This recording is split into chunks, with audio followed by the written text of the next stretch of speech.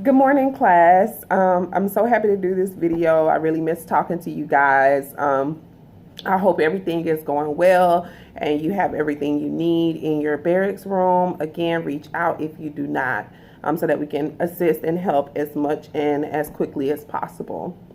So today we're going to cover in this video the answers to the short answer questions that I assigned on Tuesday.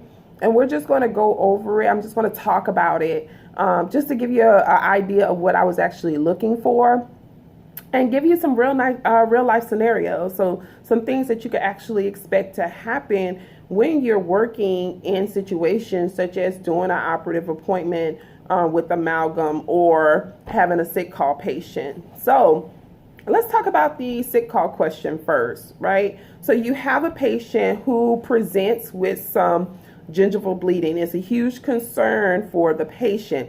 Now, a lot of times you think, oh, it's sick call. It has to be something really crazy going on with this patient. Not necessarily.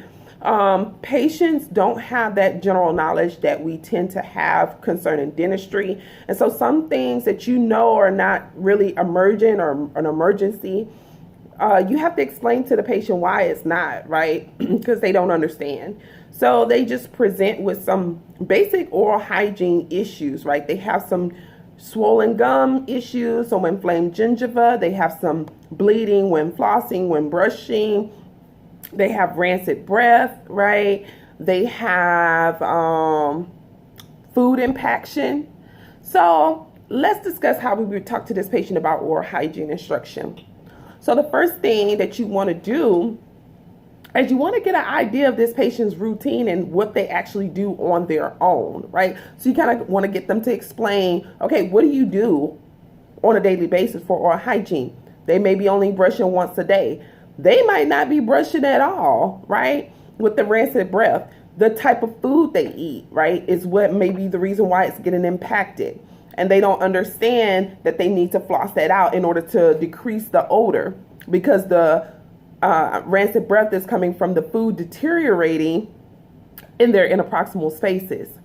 So once you get an idea of what this patient is actually doing on their own on a routine basis, then you can start talking about oral hygiene instruction and what you suggest for them to do.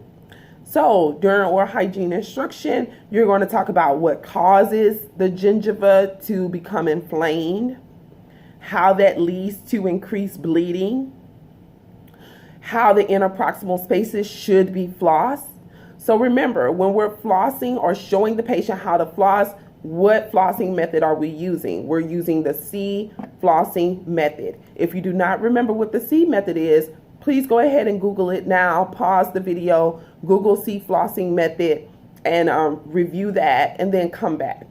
So we're going to suggest the C flossing method for this patient to remove impacted food that are in the interproximal spaces, right? We're going to suggest that this patient brush twice a day.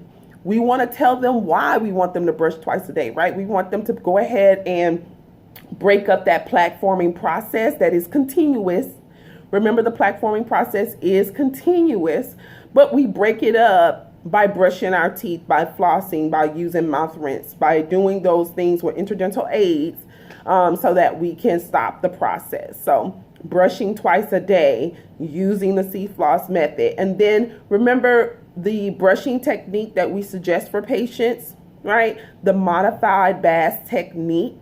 You want to make sure that you let this patient know about the brushing technique. And then while you're giving this patient this information, you're demonstrating. Once you demonstrate this patient, you have to have them show you what you showed them, right? To make sure that they got it, that they know what you're talking about. Because nothing is worse than a patient getting all of this information and then leaving and still not being able to execute it because they don't know how to, because they didn't quite get the method you were trying to show them. Okay? So that is just a simple way to show you how sick call doesn't necessarily always have to be a emergency situation. Sometimes it turns into an educational situation where you just need to educate the patient on how to help themselves with the issue that they're having, right? Okay, so now let's talk about the materials needed for an amalgam restoration, right? That was the second short answer question. First, y'all have to know I said materials, right? And I made it very clear by adding on, don't worry about the instruments, just list the materials, right? So in dental, we talk about materials, but when we're talking about materials, we're not talking about instruments. We're talking about the items used to complete the restoration. So we're talking about, okay, when we're talking about amalgam restoration, we need to use our DiCal. We need our Vitribond. We need the actual amalgam, right? We need the dental dam, right? That's the material. We need,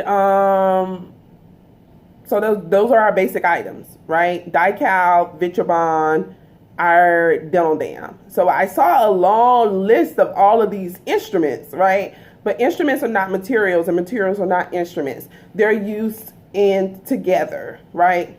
So then what are some of the instruments? Y'all had the instruments down pat, right? I could see that y'all knew just about all the instruments that we could possibly ask for when we're doing an amalgam restoration. But the thing is, you just have to know the difference, right? Instruments are instruments and materials are the different materials you will use to complete the restoration. Does that make sense? I hope it does. So I want y'all to review this video, go back, review your composite amalgam videos, and continue to review unit 4, right? Because this is our final unit, and this is the most important unit because this is what pulls everything together. And you just need to realize that everything that you've learned up until now is for you to be comfortable in the chair and pull all these things together. They're not individual things. It's part of a process. I'm going to let y'all know I miss you guys. I really do miss teaching y'all guys in the classroom. We will all get through this. Again, if y'all need anything, let us know. Have a great day. If you have any questions, please place them onto the onto the Google Classroom so that we can answer you. Or you can send a direct message to me. Any of the instructions, HM2 Sarah or HM1 Yang. You can definitely send us a question on the classroom if you have one. Okay.